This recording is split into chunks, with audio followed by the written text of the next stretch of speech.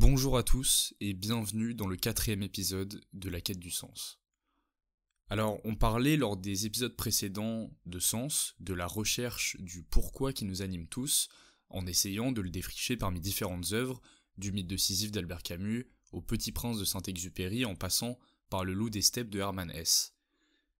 Mais aujourd'hui, avant sans doute de continuer dans cette lancée, on va faire un pas de retrait. Un pas de retrait pour mieux bondir ensuite. On va remettre en question la nécessité même de trouver du sens, de répondre à ce pourquoi. Et on va le faire, comme toujours, en bonne compagnie, puisque je vais vous parler d'une œuvre majeure de la littérature, et précisément de la littérature russe, dont le nom vous évoque sans doute quelque chose, Crime et Châtiment, de Fiodor Dostoïevski. En effet, je vous avais parlé lors du premier épisode de plusieurs choses à propos de cet auteur. Et je vous invite d'ailleurs à aller l'écouter si vous ne l'avez pas encore fait, mais pour résumer, j'y parle de l'importance de Dostoïevski aux yeux d'Albert Camus et de l'influence qu'il a pu avoir notamment sur la pensée et la vie de Nietzsche. Je vous avais dit également lors de cet épisode que nous aurions l'occasion de reparler maintes fois de cet auteur, et c'est ce qu'on va faire dès maintenant. Mais avant toute chose, qui est cet auteur ? Fiodor Dostoïevski est un des auteurs majeurs de la littérature russe du XIXe siècle. Il est né en novembre 1821 à Moscou et mort en février 1881 à Saint-Pétersbourg, à l'âge de 60 ans. Il perd sa mère dès l'adolescence, à l'âge de 16 ans, puis son père 3 ans plus tard. Et voici ce que le jeune Fiodor, alors âgé de 19 ans, va écrire à son frère juste après le décès de leur père. L'homme est un mystère. Il faut l'élucider, et si tu passes à cela ta vie entière, ne dis pas que tu as perdu ton temps. Je m'occupe de ce mystère, car je veux être un homme. On l'aura compris, une seule chose animera alors Dostoïevski tout au long de sa vie, et ce sera sa quête, élucider le mystère qu'est l'homme, chercher sans cesse le sens de l'existence humaine, pour mieux être un homme lui-même. Et dans cette quête, Dostoïevski s'est immiscé dans la justice pénale de la Russie de l'époque, pour y observer ce que l'humanité peut faire de pire. Il rencontrera un certain Alexandre Egorovitch Wrangel, procureur, qui le nourrira de récits judiciaires nombreux. Fiodor veut tout savoir de ces criminels, sonder l'âme humaine jusqu'en ses tréfonds, et parmi les faits divers, un va l'interpeller. Le journal de septembre 1865 rendait compte d'un procès qui s'était déroulé à Moscou en août, et où le fils d'un marchand qui était surnommé Vieux Croyant, Gerasim Tchistov, âgé de 27 ans, était accusé d'avoir tué avec préméditation et à la hache 2 vieilles femmes afin de cambrioler l'appartement de la propriétaire. Pour ceux qui connaissent le roman, vous l'aurez compris, c'est précisément de ce fait divers que Dostoïevski va se servir pour bâtir son chef-d'œuvre Crime et Châtiment. Et d'ailleurs, le nom même du personnage principal du roman, Raskolnikov, n'est que la traduction russe de fils de vieux croyant, comme le réel auteur de ces assassinats. Profitons de cette occurrence pour glisser dans le récit qui est Raskolnikov. Dans le roman, Raskolnikov est un jeune homme de 23 ans, grand et au visage harmonieux, étudiant en droit, du moins avant de n'avoir plus les moyens d'assumer ses frais de scolarité. Il est en effet très pauvre, misérable, il vit dans une petite chambre de bonne, délabrée, il ne mange pas à sa faim, il a la peau sur les os. Il est loin de sa famille, loin de sa mère et loin de sa sœur, qui a d'ailleurs accepté un mariage forcé pour tenter d'améliorer la situation familiale, et c'est tout le théâtre familial que nous décrit la première partie du livre, et qui va en partie mener Raskolnikov à commettre l'irréparable. Car, outre sa famille, parmi son entourage, Raskolnikov connaît une prêteuse sur gage, une vieille dame nommée Aliona Ivanovna, auprès de qui il met régulièrement ses biens en gage contre un peu d'argent. Et la description à la fois physique et psychologique que l'auteur nous fait d'elle est terrible.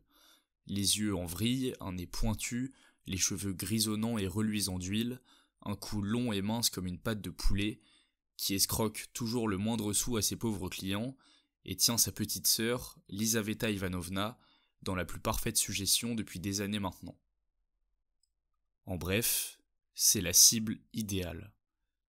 L'idée du meurtre germe déjà dans l'esprit de Raskolnikov à ce moment, L'usurière semble être la personne qui incarne le mal que ne supporte plus Raskolnikov et auquel il est confronté chaque jour. Car, je ne vous l'ai pas dit, mais la Russie de l'époque n'est pas toute rose. Qu'est-ce que Raskolnikov ne supporte plus ? Eh bien, tout comme le monde d'aujourd'hui, dans la Russie de l'époque, la Russie du 19e, eh bien, la dépravation fait rage. L'alcool, la prostitution, les mariages forcés, la maladie, la misère sont autant de fléaux qui entourent le jeune Raskolnikov. Et dans un laps de temps restreint, plusieurs événements vont le toucher de près et infléchir son destin. Le premier de ces événements, c'est la rencontre entre Raskolnikov, notre personnage principal, et Marmeladov. Marmeladov qui est un ancien fonctionnaire au chômage, alcoolique, qui prostitue sa fille Sonia pour se payer sa consommation d'alcool et subvenir aux besoins de ses autres enfants. Raskolnikov ramènera Marmeladov ivre-mort auprès de sa femme, atteinte elle-même de tuberculose. On a ici déjà plusieurs choses, la prostitution, l'alcool, la misère et la maladie. Ce n'est pas fini, un deuxième événement va frapper Raskolnikov, il reçoit une lettre de sa mère lui racontant que sa sœur est au cœur d'un mariage forcé avec un homme très riche pour qu'elle puisse se sortir de l'asservissement dans lequel elle est plongée par une famille, la famille Svidrigailov, qui l'emploie et la maltraite. Enfin, un troisième événement, Raskolnikov tentera de sauver une jeune fille de 16 ans, ivre-morte elle aussi, des mains d'un agresseur sexuel. Au fur et à mesure de ces événements, la tension monte petit à petit dans le roman, jusqu'au point d'inflexion. Un rêve, ou plutôt un rêve-souvenir, puisqu'il s'agit d'une scène déjà vécue. Après les événements dont je viens de vous parler, Raskolnikov est allé manger au restaurant. Il a bu de l'eau de vie, et en sortant, il s'est allongé dans l'herbe. Il s'est alors mis à rêver. Son songe le ramène en enfance. Il se revoit avec son père, assistant à une scène effroyable dont je vous ai déjà fait part dans le premier épisode. Un cocher, l'équivalent d'un chauffeur de taxi de l'époque, fouette violemment une jument trop âgée qui n'arrive pas à tracter le fiacre. Les coups se multiplient, notamment dans les yeux, dans les flancs, et se durcissent jusqu'à ce que le cheval s'effondre et expire lentement après de longues secondes de torture. Raskolnikov, alors enfant, tente de se révolter contre le cocher et de protéger le cheval, empêché par son père, qui l'invite à s'en détourner, lui disant que ce ne sont pas leurs affaires, mais le fait d'ivrogne. Or, ce détournement de regard, de l'intérêt face au mal et à la souffrance, c'est précisément ce que Raskolnikov ne supporte plus. Face à la dépravation de la société dans laquelle il vit, il est animé par une envie de sauver le monde. Sauver Marmeladov, sauver sa propre sœur, sauver la jeune fille ivre, sauver ce cheval dans son rêve souvenir. Alors, fatalement, dès son réveil et comme un accès de fièvre, il en est maintenant sûr, il ira tuer la vieille usurière. Toutefois, et c'est là tout le génie psychologique de Dostoïevski, cette certitude est absolument hors de contrôle. Et Raskolnikov semble même la subir, ne pas la comprendre lui-même. « Seigneur, montre-moi la voie, et je renoncerai à mon rêve maudit », implore-t-il. Mais comme un ultime signe du destin, Raskolnikov assiste à deux conversations qui vont accélérer le processus. Une première entre deux commerçants disant que l'usurière serait seule chez elle le lendemain à 7h. Une seconde entre un étudiant et un officier qu'il me faut ici vous énoncer, car elle colle précisément avec la pensée propre de Raskolnikov. L'étudiant dit à l'officier « Examine. D'un côté, une vieille femme bête, sotte, butée, méchante et malade, qui n'est utile à personne et qui au contraire nuit à tous, qui ne sait pas elle-même pourquoi elle vit et qui mourra demain de sa mort naturelle. Comprends-tu ? Comprends-tu ? » « Allons, je comprends, répondit l'officier qui écoutait et rivait sur son camarade surexcité un regard plein d'attention. Écoute la suite. De l'autre côté, des forces jeunes, fraîches, qui se perdent inutilement faute de soutien, et cela par milliers, et cela partout. 100, 1000 bonnes œuvres ou initiatives excellentes qu'on pourrait créer et améliorer avec cet argent de la vieille destiné à un monastère. Des centaines, des milliers d'existences peut-être mises dans la bonne voie, des dizaines de familles sauvées de la misère, de la dissolution, de la ruine, de la dépravation, des hôpitaux vénériens, et tout cela grâce à cet argent. Tuez-la, prenez son argent pour pouvoir ensuite, par ce moyen, vous consacrer au bien général de l'humanité. Ne crois-tu pas qu'un crime aussi minime ne sera pas effacé par des milliers de bonnes actions ? Pour une seule vie, des milliers de vies sauvées du croupissement et de la dissolution. En échange, d'une seule mort, des centaines d'existences. Ne vois-tu pas qu'il y a là une question d'arithmétique ? Et que pèse en outre dans la commune balance la vie de cette méchante vieille, tuberculeuse et stupide ? Pas plus que la vie d'un pou, d'un cafard, je dirais qu'elle vaut encore moins, car cette sale vieille est nuisible à l'humanité. Elle se repaît de la vie de son prochain, c'est une bête féroce. Dernièrement, elle a dans sa rage mordu un doigt à Élisabeth, et peu s'en est fallu qu'elle ne le lui ait coupé. Sans doute, elle est indigne de vivre, remarqua l'officier, mais quoi, il s'agit de la nature. Eh, mon ami, la nature, on la réforme, on la dirige, sans quoi l'on risque de se noyer dans un océan de préjugés. Sans cela, il n'y aurait pas un seul grand homme. On dit le devoir, la conscience, et certes, je ne m'élèverai pas contre le devoir et la conscience, mais il s'agit de nous entendre sur ces mots. Attends, je te poserai encore une question, écoute. Non, c'est à mon tour de t'en poser une, écoute. Tu es en veine de paroles maintenant. Tu fais l'orateur, mais dis-moi donc, cette vieille, te chargerais-tu de la tuer toi-même, oui ou non ? Non, bien entendu. J'en parle au point de vue de la justice. Ce n'est pas de moi qu'il s'agit en ce moment. Et en effet, l'étudiant n'avait pas tort. Ce n'est pas de lui qu'il s'agit au moment où il a cette discussion, mais bien de celui qui l'écoute, de celui qui les écoute, Raskolnikov. L'iter criminis, le chemin du crime pour parler en termes juridiques, bien qu'on ne sache pas exactement quand il a commencé, peut-être dès la scène du cheval dans l'enfance de Raskolnikov, est alors ici déjà bien entamé, et sa direction est scellée. Après avoir échafaudé tout un plan, Raskolnikov tua l'usurière avec une hache, et sa sœur avec elle pour tenter de cacher le premier assassinat. La scène est d'ailleurs décrite avec une précision infinie dans le roman, et je vous laisse bien évidemment la découvrir par vous-même. Mais c'est le moment pour nous de prendre un peu de recul. À ce moment précis du roman, nous ne sommes qu'à la fin de la première partie.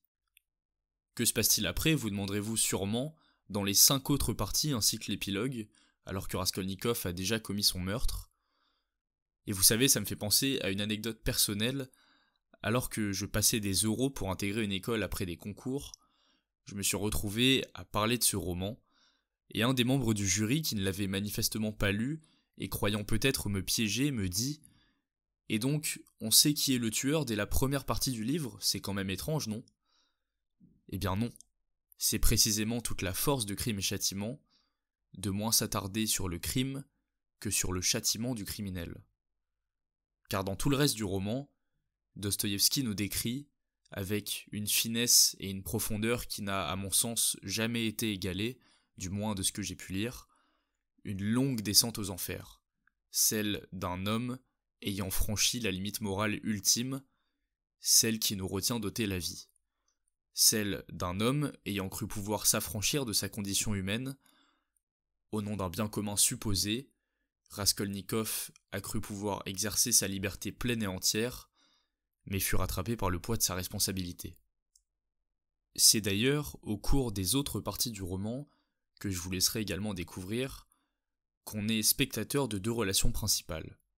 D'une part, une bataille féroce et décrite avec génie par l'auteur entre Porfir Petrovitch, le juge d'instruction chargé de l'affaire des meurtres de l'usurière et de sa sœur, et Raskolnikov, et d'autre part, une relation d'amour profond se développant entre Raskolnikov et Sonia, la fille de Marmeladov, l'ex-fonctionnaire ivrogne dont je vous ai parlé précédemment.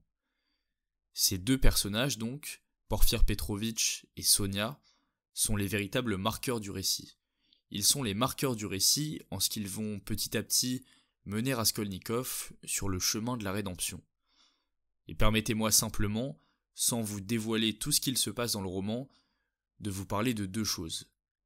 une discussion entre ce juge d'instruction et Raskolnikov à propos d'un article que ce dernier a écrit quelques mois auparavant sur la notion de crime, et deuxièmement, de vous parler du rôle symbolique de Sonia vis-à-vis de Raskolnikov. D'une part donc, un article que Raskolnikov avait publié durant ses études de droit. Cet article, intitulé « Le crime », c'est son testament philosophique. Accordons-y de l'importance. Que nous dit-il ? Eh bien, Raskolnikov y développe une théorie philosophique qui est la suivante. L'humanité est divisée en deux, les hommes ordinaires et les hommes extraordinaires. Les gens ordinaires n'ont aucun droit de tuer, sous aucun prétexte, et doivent respecter les lois, ce qu'ils font par ailleurs naturellement. En revanche, les hommes extraordinaires, eux, qui savent leur valeur et mesurent la portée de leur action, peuvent s'arroger le droit absolu de tuer, en toute conscience, au nom d'un principe supérieur. Ainsi, Raskolnikov excuse par exemple à Napoléon les centaines de milliers de morts que sa seule volonté de puissance a pu engendrer. De même, ainsi pense-t-il que l'avènement d'une pensée telle que celle de Newton aurait été en mesure de justifier des crimes. Ainsi, on peut maintenant l'envisager, et ce, à la lumière de ce que j'ai pu vous exposer auparavant. Raskolnikov croit lui-même être un homme extraordinaire et se situer par-delà bien et mal, pour reprendre l'expression de Nietzsche, et plus que croire cela, il en est intimement convaincu. C'est ça l'idée qui l'obsède et qui l'a amené à assassiner l'usurière. Et lorsque Raskolnikov plus tard avouera son meurtre à Sonia, sa conjointe, qui est en fait la fille de Marmeladov, il lui expliquera qu'il l'a fait non pas pour l'argent, ni pour sa famille comme on aurait pu le penser, mais qu'il l'a tué pour savoir s'il en avait le droit ou non, c'est-à-dire s'il faisait partie de ces hommes extraordinaires dont il considère qu'ils ont un droit au crime. Toutefois, et c'est tout le fardeau du châtiment qu'il doit porter, il s'est rendu compte qu'il n'était pas de ces hommes. « C'est moi que j'ai tué, non point la vieille, je n'étais pas un Napoléon, dit-il. » Cette naïveté dont a fait preuve Raskolnikov, c'est l'extrême naïveté de la jeunesse qui croit pouvoir guérir le monde en éliminant quelques personnes. Et cette naïveté, pour Dostoïevski, c'est aussi celle des idéologies utopistes de son siècle, qu'il critiquera largement, comme les socialistes russes qui sont pour lui tous nihilistes. Car, et c'est là qu'on peut en venir à ce que je crois être l'essence même du message de Dostoïevski dans Crime et Châtiment, et plus largement dans son œuvre tout entière, l'auteur nous donne à voir, en plongeant au plus profond de l'âme d'un homme, en l'occurrence Raskolnikov, ce qu'il se passe lorsqu'on est profondément nihiliste, lorsqu'on a cru qu'on pouvait s'affranchir de la morale, du bien et du mal, qu'on pouvait vivre en actant que Dieu est mort, selon la fameuse formule de Nietzsche, et faire preuve d'un relativisme absolu. Et au fond, la question que pose Dostoïevski dans ce roman est la suivante. Est-il légitime de tuer une personne qui fait du mal ? L'exemple de Raskolnikov est implacable. Vivre une liberté totale, choisir de tuer, choisir en toute conscience le mal plutôt que le bien, est possible, mais invivable. Car choisir le mal est insoutenable. Insoutenable du fait du poids de la responsabilité que cela entraîne, la folie, la paranoïa, la détresse, les sueurs, la fièvre, la culpabilité, la peur de se faire attraper, car comme nous le rappelle Dostoïevski par les mots de Mitya dans Les Frères Karamazov, si Dieu n'existe pas, alors tout est permis. Et c'est ici, par le questionnement sur Dieu, sur le divin, qu'on peut faire le pont avec le deuxième point que je voulais aborder, le rôle de Sonia. C'est encore une fois un personnage féminin qui va faire renaître notre personnage principal, Raskolnikov.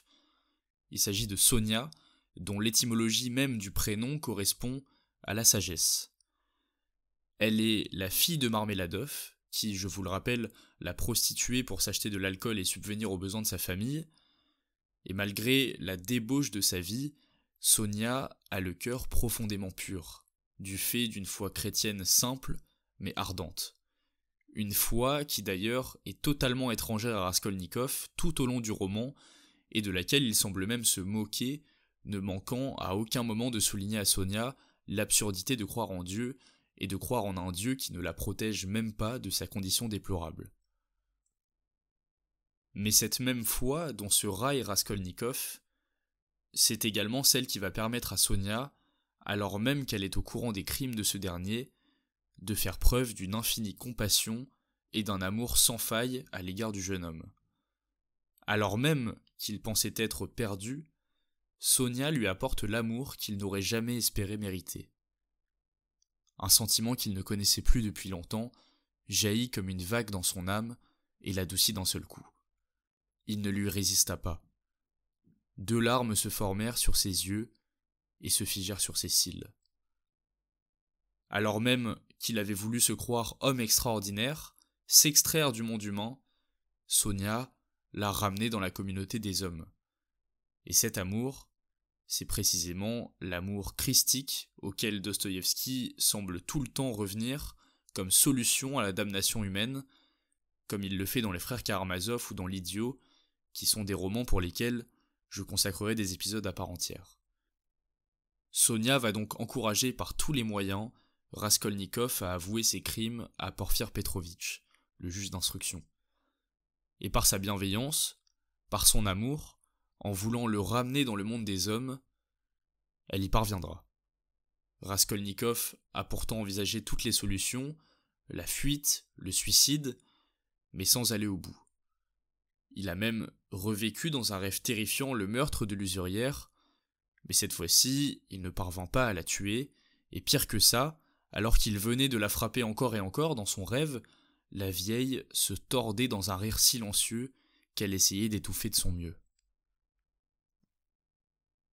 Après des centaines de pages d'agonie psychologique que constituent les 5 autres parties du roman, Raskolnikov, poussé conjointement par le juge d'instruction et par Sonia, se rend au commissariat et passe aux aveux. Toutefois, il est important de noter que le passage aux aveux ne s'accompagne pas de remords, et c'est aussi ce qui fait toute la complexité de ce roman, toute la complexité du personnage qu'a dressé Dostoïevski, car à aucun moment Raskolnikov n'éprouvera de réel remords à l'égard du meurtre de l'usurière. Il en éprouvera sans doute à l'égard de la sœur de l'usurière, qu'il a tuée pour couvrir le premier meurtre, mais aucunement pour sa première victime. Il souhaite simplement passer à autre chose. Et après ces 5 autres parties donc, l'épilogue nous raconte son jugement. Raskolnikov est condamné à 8 ans de bagne en Sibérie. Et le bagne, Dostoïevski lui-même le connaît très bien, puisqu'il y a été condamné pour avoir fréquenté des cercles littéraires sulfureux. À savoir qu'il avait à l'origine été condamné à mort, mais que c'est le tsar en personne qui commuera sa peine et le condamnera à 4 ans de travaux forcés en Sibérie. C'est là-bas qu'il étoffera sa connaissance des criminels, ce qui lui donnera la matière pour rédiger ses carnets de la maison des morts, mais aussi sans doute pour parfaire la psychologie et le profil de Raskolnikov.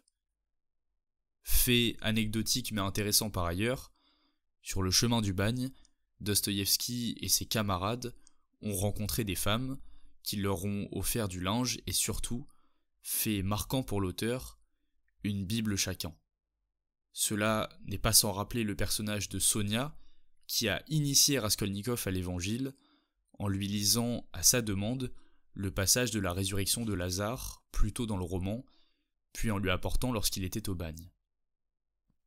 Et pour faire une brève aparté sur l'épisode de la résurrection de Lazare, car certains disent que la lecture de ce passage de la Bible est peut-être la clé de voûte du roman, la clé mystique de la rédemption de Raskolnikov, il faut savoir que c'est un épisode fameux de la Bible présent dans l'évangile selon Jean du Nouveau Testament, et qui nous raconte que le Christ a ressuscité son ami Lazare peu de temps avant sa propre crucifixion.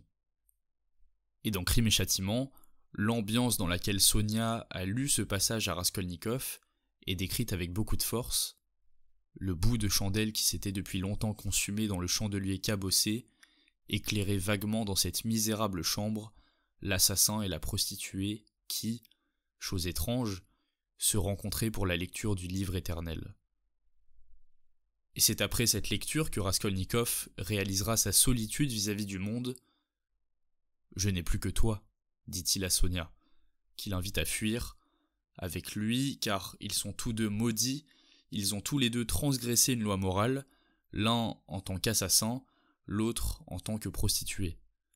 Le passage de la lecture de la résurrection de Lazare, qui a lieu dans la 4e partie, est en fait annonciateur de la rédemption de Raskolnikov que l'auteur nous expose dans l'épilogue. Car au bout d'1 an sur les 8 ans auxquels il a été condamné, Raskolnikov est en effet lui-même ressuscité symboliquement par l'amour qu'il porte à Sonia et qu'elle lui porte réciproquement. L'amour les avait ressuscités à la vie, le cœur de l'un renfermant une source inépuisable de vie pour le cœur de l'autre. Cet amour est tellement puissant qu'il va même rayonner sur tous les autres bagnards qui voueront à Sonia une admiration sans faille. On comprend alors que le passage aux aveux, c'était finalement la mort symbolique de l'ancien Raskolnikov, qui laissera derrière lui ces meurtres, pour lesquels il a déjà purgé une peine symbolique d'extrême souffrance psychologique, et qui sera accompagnée d'une peine concrète purgée au bagne. Et à la toute fin de l'épilogue du roman, après avoir réalisé son amour pour Sonia, et alors même qu'il n'avait pas reparlé de religion depuis son aveu et depuis la lecture de la résurrection de Lazare, Raskolnikov prit l'évangile sous son coussin que Sonia lui avait ramené en prison, et se dit en lui-même « Ces convictions peuvent-elles à présent n'être point mes propres convictions ?» Raskolnikov renaît symboliquement. Il ressuscite intérieurement, comme Lazare, et voici les derniers mots de Crime et Châtiment. Ici commence une autre histoire, l'histoire de la rénovation progressive d'un homme, de sa régénération progressive, de son passage graduel d'un monde à un autre monde, de son ascension à une nouvelle réalité qui jusqu'alors lui était demeurée inconnue. Dostoïevski, comme souvent, sans donner de véritable réponse, laisse le lecteur sur un océan de questions, et c'est sans doute mieux ainsi, car il ne se fait que le relais d'histoire et nous donne ainsi matière à penser. J'aimerais, en guise d'ouverture, vous montrer l'influence que ce roman a eue sur un autre classique contemporain, le film Taxi Driver, réalisé par Martin Scorsese, avec pour acteur principal Robert De Niro. Robert De Niro incarne Travis, un vétéran du corps des Marines américains reconverti dans le civil en chauffeur de taxi à New York. Son métier le fait assister à toute la dépravation du monde dans lequel il vit, prostitution, crime, drogue, violence. Il en a marre et veut débarrasser le monde de ce mal qui le ronge. Au même titre que Raskolnikov, une idée germe petit à petit dans sa tête. D'autant plus que notre personnage est très seul, il fréquente des cinémas pour adultes, il tente de séduire une femme, mais est en fait profondément inadapté à la société, si bien qu'elle finit par s'enfuir. Toutefois, il va essayer de faire une bonne action. Il va essayer de détourner une mineure prostituée des mains de son proxénète. Il va pour cela acheter des armes, puis tuer toutes les personnes du réseau de prostitution dans lequel était embrigadée la jeune fille. Il est blessé au cours de la tuerie, mais parvient à libérer Iris, qui, grâce à lui, retrouvera une vie normale. L'exemple de Taxi Driver est profondément intéressant. C'est l'incarnation contemporaine de Raskolnikov, car leur point commun originel, c'est le sentiment de solitude par rapport aux hommes, et de solitude par rapport à Dieu. Toute ma vie, j'ai été suivi par la solitude, il n'y a pas d'issue, je suis abandonné de Dieu, nous dit Travis. Et cette solitude, dans le cas des deux personnages, est à la base de leur nihilisme.